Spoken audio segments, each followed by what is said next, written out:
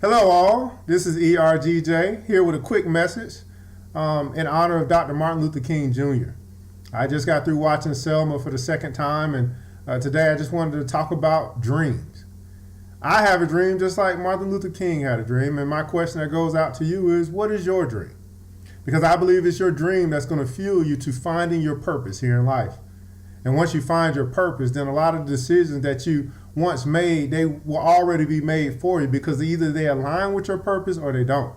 See, you were here to accomplish something. The question is, what is that something? Many people are still searching for their purpose or their calling or the reason why they're here. And I believe that you can find that answer in your dream.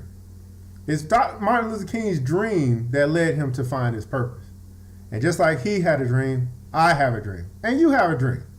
Well, my dream is simply this. I want to prove the financial literacy within our communities. I find it quite atrocious that we live in the wealthiest land in the world. We live in a place where we have the freedoms to do as we please now in 2015. But the problem is, in our country of America, 1% of Americans own more than 50% of all the assets. And the reason I believe that is because we lack a financial education. Think about it. I can remember when I was in school and going from high school to college, I just don't remember ever having a conversation about how to invest, whether that's real estate investing, stock investing, or anything like that. We're in a capitalistic society, but public school education is not teaching us about finances, financial literacy, basics, credit and debit.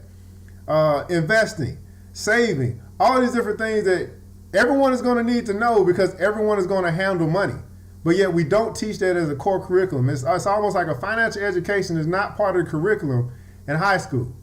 I can remember going to my first job and filling out that application and it asking me, what are my withholdings?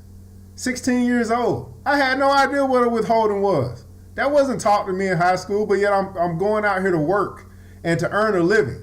And that's what they teach us, how to go out and earn a living. But we have yet to find out how to keep a living, how to keep the money that comes into our hands. And so, some may talk about group economics and how, there's a population that, gets better jobs or gets more pay for different types of work. But what I want to talk about is, I believe it starts with your personal economy. What are we doing with what comes in our hand? Are we wasting it, or are we finding ways to make it grow?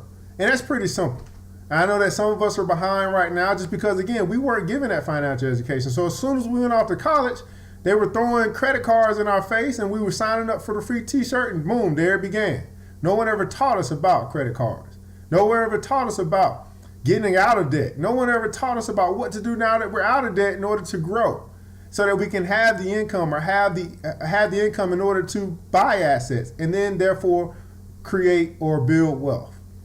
So that's my goal, and that's my dream, is to have a wealth university where we can have a place at some point where we have a collective group of financial educators there together to talk about budgets and taxes and assets and wealth building, business building.